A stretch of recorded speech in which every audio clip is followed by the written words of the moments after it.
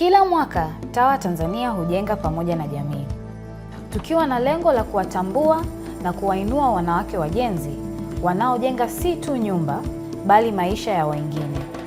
Mwaka huu tunasimama kwa hadithi moja ya kipekee. Hii ni hadithi ya Zakia Shabani Abdallah. Kwa jina naitwa Zakia Shabani Abdallah Dilangai. Natokea Muaga. Kwenye watoto tumezaliwa 14. 14 hao watatu walikufa. Nini yao mimi ni wa 7 kuzaliwa. Wanaume wawili, tumebaki 9, wanaume 2, wanawake tumebaki 7. Kuzaliwa hao nilizaa mtoto mmoja akafa bahati mbaya. Baada hapo sijazaa tena. Zakia ni mmoja wa wanawake wajenzi waliopitia mafunzo katika kituo cha TAWA VTC. Kwa muda mrefu alifanya kazi za ujenzi kwa bidii, akionyesha nguvu, uthubutu na kujituma. Lakini maisha yakabadilika. Alipata maradhi ya moyo na kulazimika kuacha kabisa kazi za ujenzi. Nikaanza kupasua matofali yangu kwanza, mifuko 4, nikaweka na mchanga.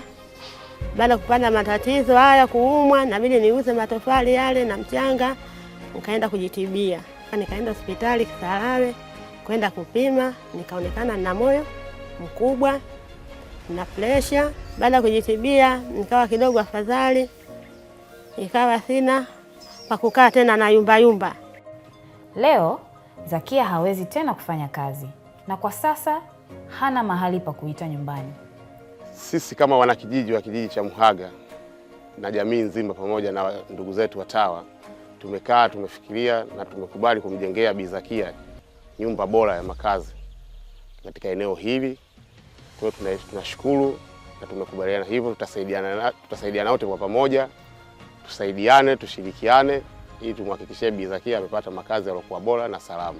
Na leo hii tunahitaji hapa sisi wananchi, mimi pia ni mwenyekiti wa kitongoji Kitondoe B, nitawahamasisha pia wenzangu kule tuje kumfikia kiwanja chake Bi Zakia na kuchimbia msingi.